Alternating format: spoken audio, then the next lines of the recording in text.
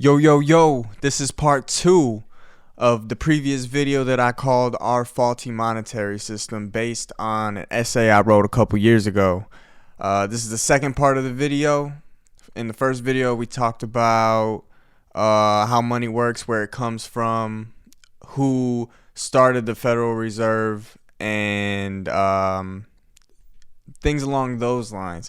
And the second part of the essay I spent writing about instances of how the government and rich and powerful people have been caught spending their money. So let's just get right into it. You've heard of the name JP Morgan. Some of you may even have a Chase account. Some of you might be banking with Chase. Chasing bank, if you will. Most of us are out here chasing bank. That's why they named it Chase Bank, because they want us out here chasing the bread. I digress. JP Morgan, Chase drug bust. In June of 2019, ships owned by JP Morgan Chase were seized, and feds found 1.3 billion with a B. $1.3 billion worth of cocaine on those ships. And that made it the biggest cocaine bust the U.S. Customs and Border Protection has ever dealt with. So the largest banking company in the United States, worth $431 billion, that's almost half a trillion, has more than $2 trillion in total assets under management. So wow. That's a lot of fucking money. Not as much money as BlackRock in them, but that's a different thing. But why would they have? Well, why would they be caught with incredibly large amounts of cocaine? This is a banking company. They're in the business of making money. Apparently, they're in the business of cocaine too. My questions are: where did they get it from, and who are they supplying? And why doesn't anybody know about this? Everybody, not everybody, but a lot of people bank with Chase. I used to bank with Chase when I was like in high school, and I still owe them some money because I went overdraft, and then they kept charging overdraft fees. And the point is, fuck Chase, you know what I mean? Why do we petition for small drug dealers to be in jail, but simultaneously end up funding the biggest ones?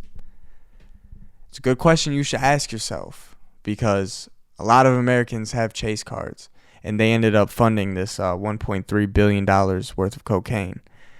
All right, so those are the banksters I'm talking about, and we know now that the bankers and our government are very tightly interlinked. Like, if they were like this, you couldn't even pull them apart, you know? So this is an example of the government, our government, indirectly funding terrorism. Under law, it is illegal for any American to provide money or assistance to Al-Qaeda, ISIS, or other terrorist groups. Duh. But, our country has been caught doing something like that. Just, if any American citizen gave money, weapons, or support to Al-Qaeda or ISIS, he or she would be thrown in jail. Yet, with our tax dollars, the shit that comes off of every one of our direct deposits instantly, if you work a 9 to 5 and you have like a W-2 job, that little percentage of tax that gets added on when you buy yourself a fucking Snickers bar, bro, this is what it went to. The U.S. government has been violating this law for years, quietly supporting allies and partners of Al-Qaeda, ISIS, and other terrorist groups with money, weapons, and intelligence support. Timber Sycamore was a highly classified weapons supply and training program run by the United States Central Intelligence Agency. That's the CIA. Them three-letter agencies. CIA is a big one, man. And they ran this thing called Timber Sycamore. What is it? It supplied money, weaponry, and training to rebel forces fighting the Syrian president in the Syrian civil war. According to U.S. officials, the program was run by the CIA's Special Activities Division and has trained thousands of people.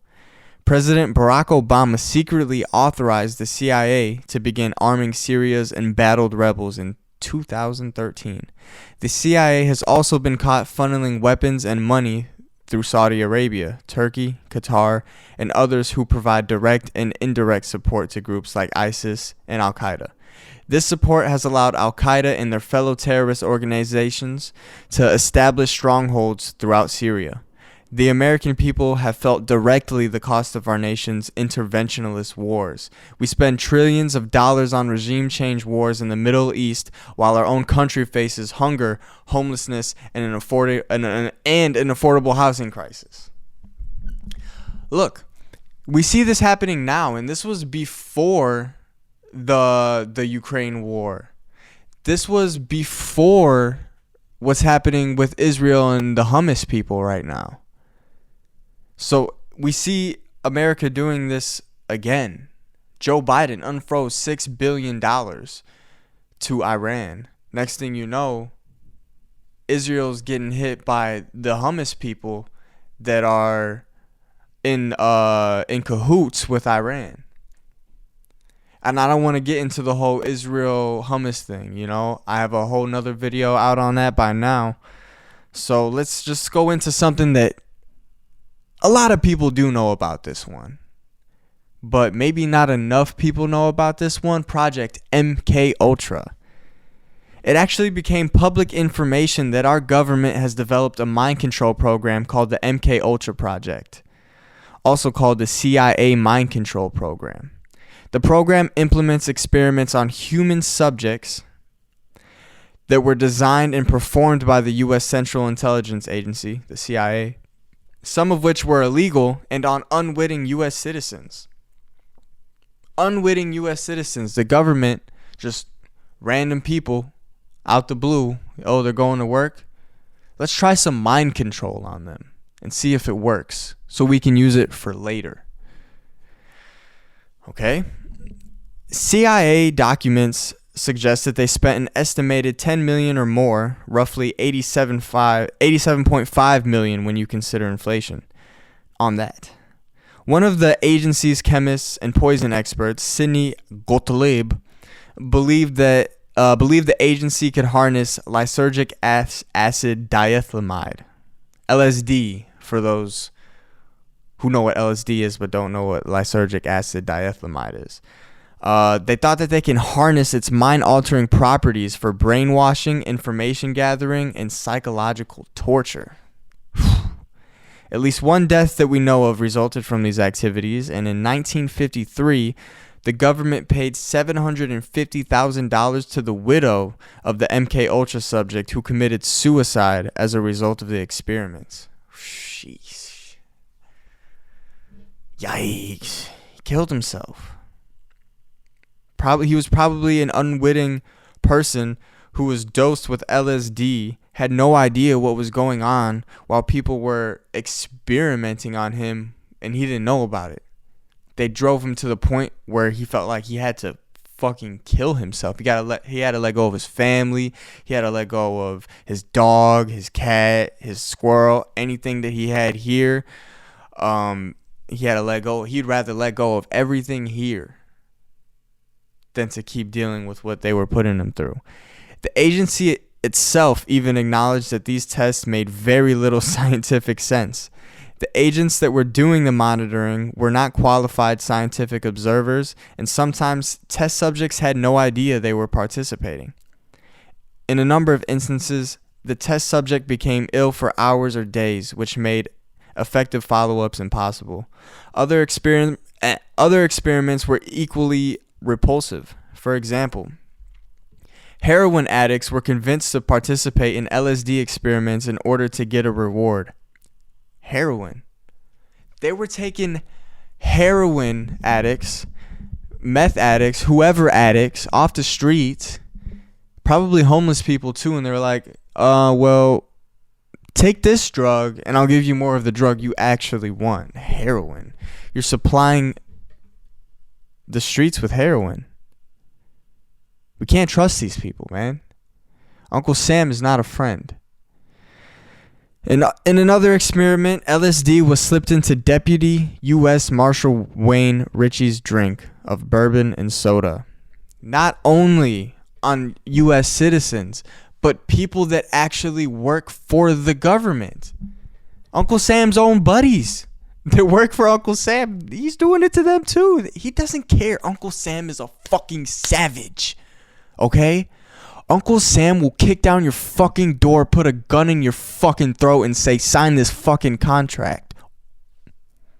And then you're going to sign it. Uncle Sam and the police and the military, it's just one of the biggest gangs. China got a big gang too. We live on their territory. You know, we're their honeybees, dude. Think about it like this, dude. Like, the way that the government works is, picture us as the honeybees. Honeybees going about their day collecting honey, making a honeycomb, and then the honeybee collector comes up and just takes the whole fucking comb like it's nothing and tells the honeybees to get back to fucking work. And they don't even need to be told to get back to work. They just go back to work. Keep making more honey because that's what they do. You know? So we just work and work and work, and they take and they take and they take and they take. And we're never going to make more than they take. If that makes any sense. Anyways, yeah, Uncle Sam is a fucking savage, dude. And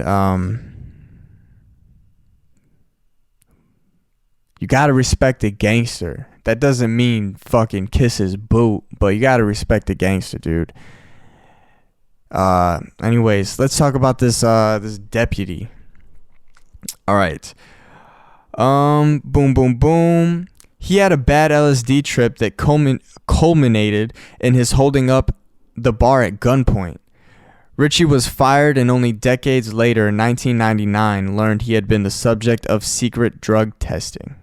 He was one of many test subjects. The most disturbing of all facts is that the extent of experimentation on humans is unknown, because in 1973, under the instruction of then CIA Director Richard Helms, all the records of all the activities were destroyed, and regardless of continuous inquiries by both the Health Subcommittee and the Intelligence Committee, no additional records of or information were forthcoming. And no one, not a single individual, could be found that remembers the details, not even the director of the CIA, who ordered the documents to be destroyed. The officials responsible for the program, nor any of their associates, remembered any details. And the details of MKUltra that did exist didn't become public until 1975. So that man got fired from his job. And it wasn't until decades later that he found out that he had been drugged. And that he, like, that's crazy. What if that's happening with these school shooters that you see? What if they're victims of MKUltra? What if all these mass shootings that are happening, the Las Vegas shooting, Sandy Hook, this information is out there. They can torture somebody with drugs to the point where it makes them fucking go crazy with guns. Like, I don't see how that's out of the realm of possibility. Anyways, there were over 150 human experiments involving psychedelic drugs, paralytics, and electroshock therapy. Many of the tests were conducted at universities, hospitals, and prisons in the United States and Canada between 1953 and 1964, but it's not clear how many people were involved in the test because of the agency's tendency of poor record keeping. And I don't believe they have poor record keeping. I think they do keep the records. They just say, we destroyed them. We don't have them anymore. And then they get off scot-free. Is it scotch-free or scot-free? I don't know. Let's get into Operation Northwoods. This is a good one. You think your government, you think Uncle Sam got your back? You think he love you so much? You think he's like Yeah, dude, give these people universal basic income so they can afford to live. Operation Northwoods was a governmental proposal from 1962 with the approval of the Joint Chiefs Staff of the Department of Defense, which introduced a plan against the rising leadership and influence in Cuba. This doesn't come off too startling when presented like this. However, this nonchalant, sugar-coated language is how they have kept a sense of peace within the nation. If you look into the plan and what it really consisted of, Operation Northwoods was a proposed operation against the Cuban government that called for the CIA or other U.S. government operators to commit acts of terrorism against military targets and give the appearance of terrorism against American citizens, blaming it on the Cuban government and using it to justify a war against Cuba. The possibilities detailed in the document including the possible assassination of Cuban immigrants, sinking boats of Cuban refugees on the high seas, hijacking planes to be shot down or given the appearance of being shot down, blowing up a U.S. ship, and orchestrating violent terrorism in U.S. cities. Wow. You don't say. The government had a plan, and I don't know if they... Let's go into it because I wrote more about it. The U.S. government was considering the idea of committing terrorism across U.S. cities just to gain control of Cuba, meaning they would risk thousands of American lives in an instant just to commit this cruel plan of bringing more power to themselves. Their plan of asserting more control over Cuba was for unknown reasons, but can definitely be theorized. What we do know is that they seem to prioritize the idea of gaining higher order instead of valuing the people they say they're here to serve and protect.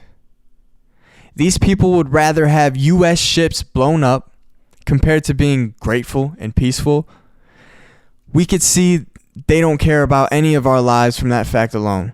They'd rather lie straight to our faces while killing our people for their own sake of continuing whatever control they have so they can keep this messed up system they created from being intruded upon by another entity. And you know, I'm not mad at a nation that wants to prevent their system from being infiltrated or taken down by an external force. But I don't think you have to do that by destroying your own people. So if this doesn't concern you, I don't know if you consider the fact that at the hands of our own government, any of us can get killed at any moment if that's what it means for them to keep their power or get their hands on whatever they need. That insinuates that they don't need or care about us, the society, which is, I will say, it's not true completely that they don't care about us or need us, because why not kill all of us? You know, I have changed that opinion for now. I found an opinion in this actually. I guess this is an opinion too. You know, I think they do need the majority of us to have the value that we have. Like, human power and human force is one of the greatest fucking forces. We're so good at getting shit done. We're building all the fucking robots and shit. Maybe when they have more robots, they'll need much less of us, which may be why they're talking about population control so much. Okay. Boom, boom, boom. But for now, it seems they don't have any better ideas or priorities other than to commit atrocities and make anyone feel pain in order to find whatever they think is the next best thing. Let's talk about the Tuskegee study of untreated syphilis in the Negro male. Come on, man. Where my black people at? We know about this one, right? We know about this one. I'm sorry. Nah, man. This was fucking horrible, you know? And I don't believe it was my ancestors that conducted these types of experiments. But if you want to say they were, man, I don't know. Like, I don't believe that. I think this was wrong. I don't know my ancestors that well at all. I haven't really met them. But, that's another story for another time. The horrors of the Tuskegee study of untreated syphilis in the Negro male started in 1932 and formally concluded in 1972. Oh my God, that's 40 fucking years. When I wrote this, I didn't even take that in, that they did this for 40 years. Whew. During that time, the U.S. Public Health Service decided to start an operation in the Tuskegee Institution, where they deployed doctors to study the effects of syphilis. This study would have been just a normal medical study, but somehow, some government officials permitted illegal and unethical permission for advanced researching on syphilis. Basically, what went down was a group of around 600 sharecropper African men, basically slaves but labeled as workers, with varying levels of syphilis, were tricked by the government into participating in this study by means of promising health care, meals, and funeral payments. This is what Uncle Sam does. Oh, you want to participate in this study? We'll give you free health care, give you free meals, we'll give you the whole fucking mall. This sounded great to the 600 men with worsening symptoms of the disease, looking for relief. Even those who were not inflicted would still appreciate the food and health care instead of the harsh conditions of picking crops, being told what to do, and barely making ends meet for that day. So of course, these men decided to trust a government entity that's promising benefits and claims they're trying to help understand and possibly cure this disease they have. Why not? What do they got to lose, I suppose? That's where Uncle Sam gets you, man. What you got to lose? God is what you have to lose. That's Uncle Sam's enemy, God, for those who don't know. The way they advertised and acquired the patients needed for the study was this. Whenever doctors came across a patient that had syphilis, they would approve them for the study, but then proceed to tell them they had bad blood, a term thrown around then depicting various symptoms of illnesses, withholding the information that they knew these men had syphilis and lying to people with diseases, all for the furtherment of a study. As the study continued, the men were just observed occasionally. Their aim was never to provide care or help for the men. They only wanted to see how vicious the disease can get overall. Instead of the 6 months of help that was promised over that time period, the men were given about 3 known highly toxic treatments that were not cures. From there, the study employed Eunice Rivers, a black nurse from the neighboring county, to be a trustworthy figure towards the men to make sure they'd still come to ineffective treatment sessions for their disease. Oh, that's so fucking sick. And the painful and possibly dangerous spinal tap check-ins for data. That's fucking sick. That's how Uncle Sam does it, man. That's fucking Uncle Sam, dude. He'll get one of your own to flip over. Maybe MK Ultra that person. One of your own. It's called, what's this one called? COINTELPRO. It's an infiltration method used by the CIA to corrupt organizations and make them less powerful. Pretty soon, the men realized they weren't improving from the placebo pills they were given, and they also began to consider trying to apply to the increasingly growing rapid treatment centers that were popping up in their neighborhood. However, the health organizations seek to make sure the men were not exposed to the knowledge of effective treatment and cures to the now late stages of syphilis they had. Also, they could observe the adverse effects of the disease. These studies, which seemingly started off as a helping hand to the community and presented by the government, was in fact just ruthless government officials and doctors trying to acquire data in unforgivable manners that resulted in the complete exploitation of American citizens, exploiting that won't go unnoticed or unchanged. The Tuskegee patients should be upheld as a beloved sacrifice, of which is to be the motivation of the generations to come, so we will not brush these careless governmental acts under the carpet of the world. Something needs to be done about that. I don't know if anything has been done about that. But I have heard people talking about this specific one. This whole essay is about the monetary system. So when I talk about 9/11 right now, I want you to know I'm not going to get into anything that's unproven. I'm not going to get into any conspiracy theories. I'll get into conspiracies. I'll get into facts. And that's all we need. We don't need to be theoretical about this to reach the point that we should not trust the government and these rich and powerful elites. Our government doesn't only fund foreign assistance to terrorist groups. Now we know it's also used money to plot on killing and mind controlling its own citizens. Based on everything we just read. I'm sure we all know about the devastating events that occurred on 9/11. First and foremost, I want to say rest in peace to the 3,000 people whose lives were lost on that day. And my condolences go out to their families and all those who were affected by the tragedy. We know what they've told us, but we don't know all the details. Unfortunately, there's a plethora of evidence that suggests that 9/11 was actually an inside job. I'm not saying it's an inside job. I would say that there's evidence that suggests it could be an inside job. I'm not going to get into why they may have done this because there's no factual evidence supporting any particular reason. But there's a lot of speculation onto why they may have chosen to do such a thing, and you can do your own research and come to your own conclusions about that. I'm just here to give the facts.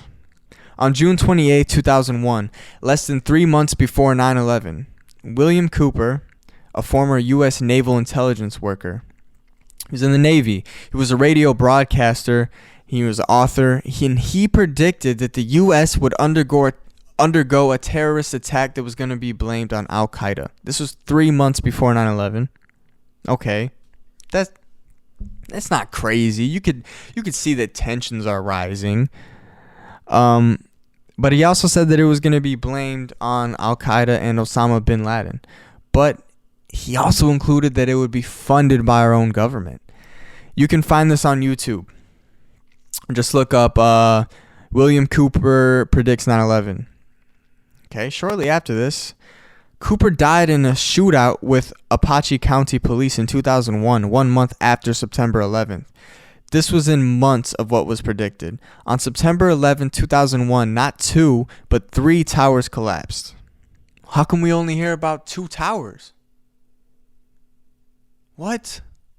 A 3rd tower collapsed? World Trade Center Building 7 had collapsed without any plane contact. A plane didn't even hit the fucking building and it collapsed. That makes it the first and only steel skyscraper in the world to collapse, allegedly because of a fire.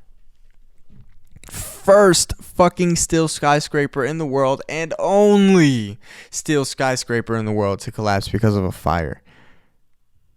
Office fires, they say.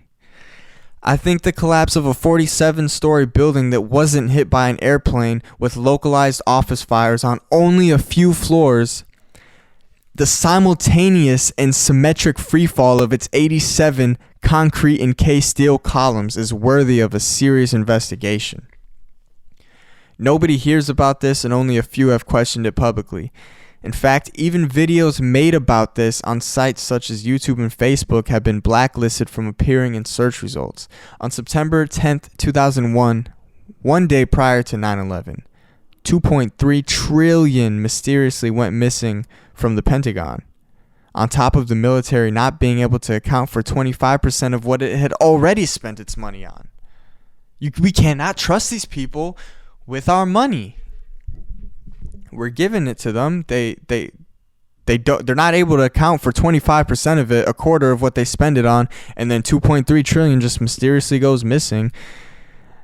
This money has never been accounted for. There's a lot more that could be said about what happened on 9/11, such as the accounts of firemen plus others that were at Ground Zero, and evidence that there was molten metal at Ground Zero, and even at the tower that didn't get hit by any planes, even through hydrocarbons, even though hydrocarbons or jet fuel literally cannot melt steel beams. That's where that joke comes from.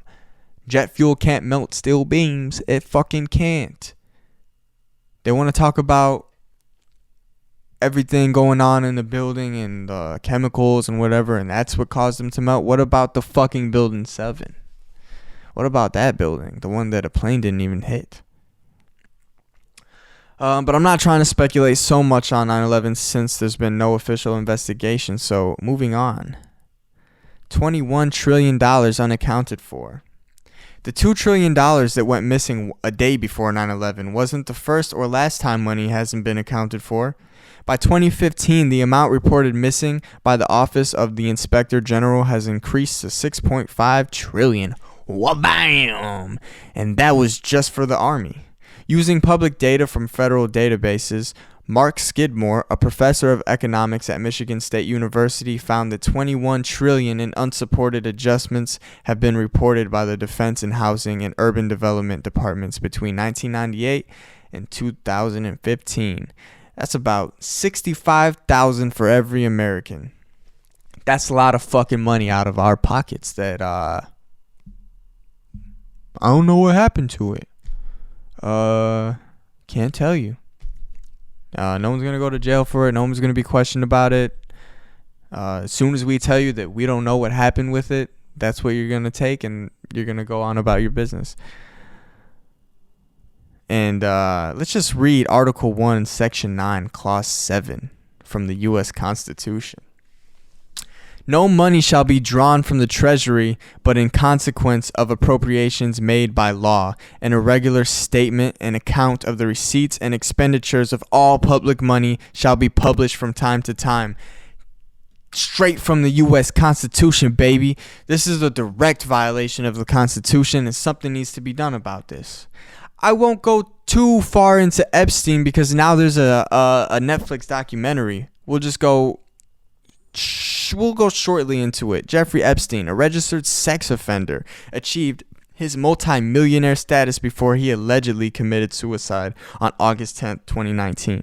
And if you're familiar with this, we know Epstein didn't kill himself. We don't know what happened. We don't know what happened. The most secured prison in the world with so many cameras, so somehow the cameras weren't working. He's on 24-hour surveillance. Somehow the camera stopped working. Somehow the guards didn't notice anything. Okay. Let's just read some of the highlights on this one. A sex offender, human trafficker, and pedophile somehow managed to amass one of the greatest fortunes in the entire nation while maintaining close relations with some of the most powerful people in the entire world. And no one knows what he did to get his money. That's funny. No one knows. I don't know, but this means that U.S. officials are willing to pardon literal pedophiles from imprisonment as long as they have enough money. Airline records showed that Clinton flew with Epstein at least 26 times, though he initially claimed it was only 4, so he lied about it. Why are American presidents hanging out with one of the most notorious sex criminals on the planet? The answer is simple. The government only caters to those who pay their bills. Epstein was paying those bills with all those little kids that he was trafficking. Shortly, let's go into Operation Paperclip. I'll suggest a video. I'll put it right here. Homie of mine, Isaiah Flowers, went into NASA on this one fucking video. It's the best video I've ever seen about the moon landing, about how much NASA is such a bullshit of a corporation that only lies to us.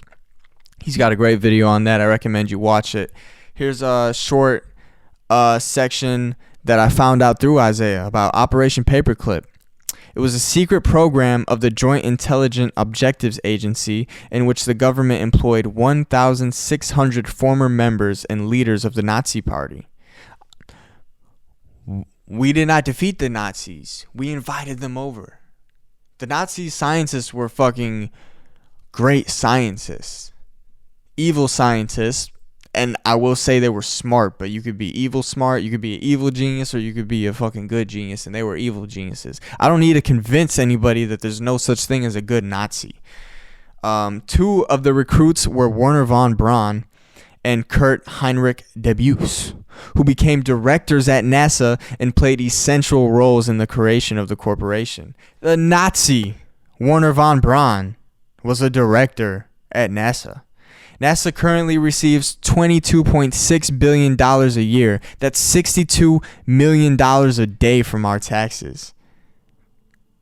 I just figure when there's over 9 million people dying of starvation every year, that's 25,000 every single day.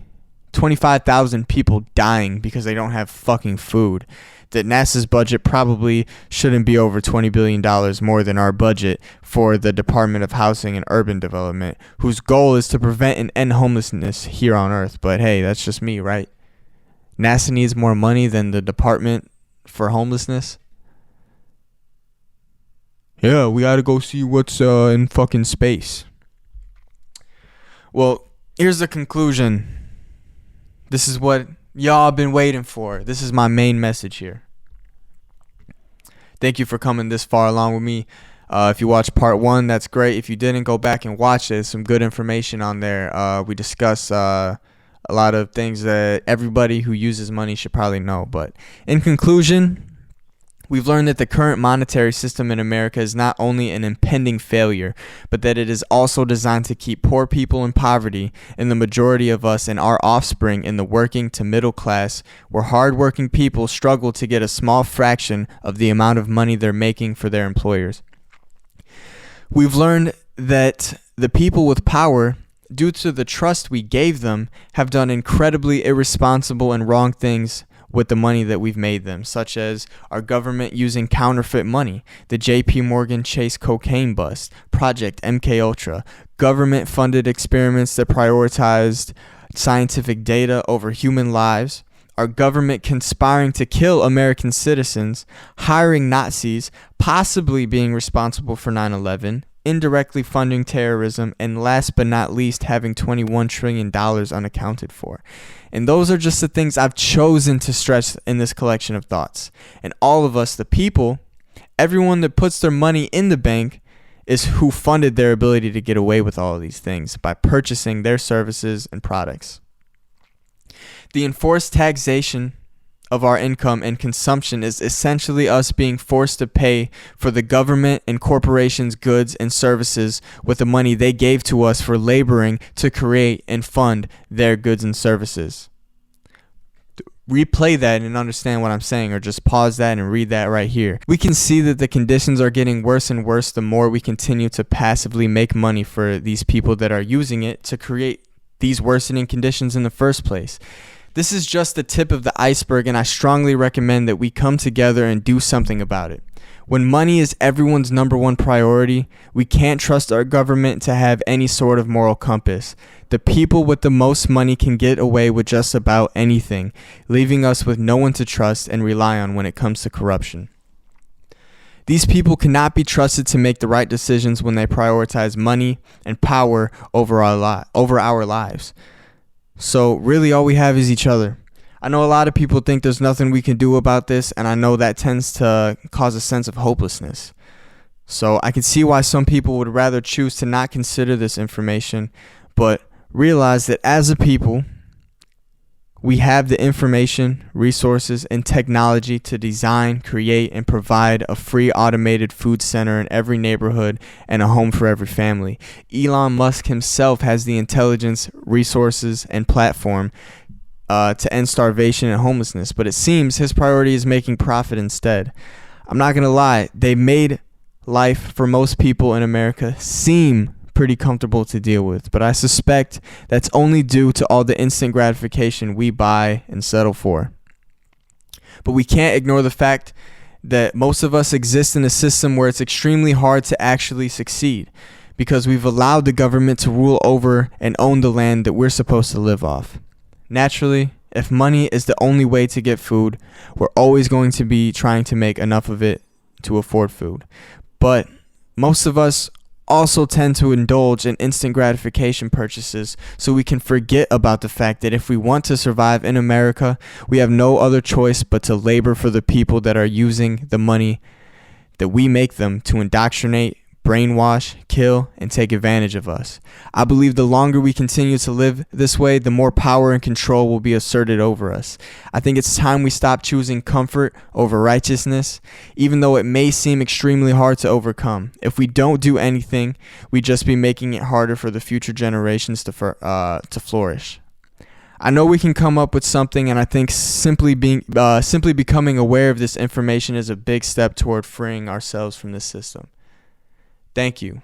This has been our Faulty Monetary System Part 2.